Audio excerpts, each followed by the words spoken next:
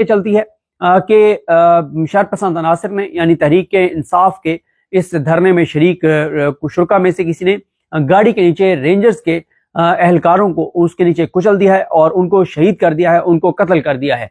और ये एक वाकया रिपोर्ट हुआ और साथ ये कहा गया कि इस वाकये की वजह से जिस तरह से रेंजर्स के जवान शहीद किए गए हैं तो फौज को आर्टिकल 245 के तहत तलब कर लिया गया है और रेड जोन जो है वो फौज के हवाले किया जा रहा है। जैसे ये खबर आई तो जाहिर है हम इन चीज़ों को कवर करते हैं। हमें अंदाजा था कि ये बहुत ही खौफनाक और ख़तरनाक खबर थी तहरीक इंसाफ के लिए। और हमारी जाहिर है जब ये खबरें आ रही होती हैं तो हमारे दोस्तों का आपस में सबका रब्ता भी हो रहा होता है। मुख्तलिफ हमारे जो रिपोर्टर्स हैं जो एनालिस्ट हैं उनसे बात भी हो रही होती है। सबका इस बात पर कंसेंसस था कि ये तहरीक इंसाफ के लिए ये खबर किसी क़यामत से कम नहीं है और सियासी क़यामत से कम नहीं है। तहरीक इंसाफ के ऊपर बहुत बड़ा क्रैकडाउन होगा। आज तहरीक इंसाफ जो है आज पूरा दिन प्रेस कॉन्फ्रेंसेज होंगी और आज तहरीक इंसाफ को नहीं छोड़ा जाएगा। बहुत बड़ा तसादुम होगा और बहुत खौफनाक क्रैकडाउन होगा। लेकिन अचानक क्या हुआ?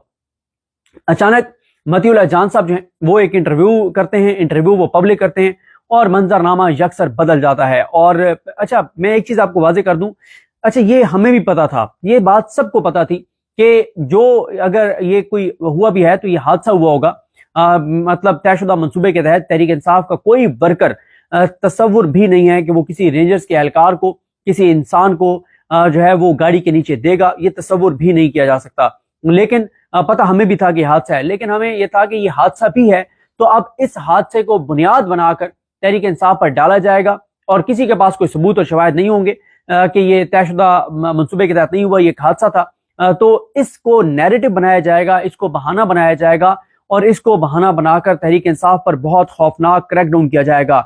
अदालतें पहले ही आपके सामने हैं। रात को हमारे यही दोस्तों से डिस्कस हो रहा था कि अदालतें तो इस वक्त, एक वक्त था जब अदालतें मुल्क के लिए, मुल्क के लोगों के लिए इंटरवीन किया करती थी। अब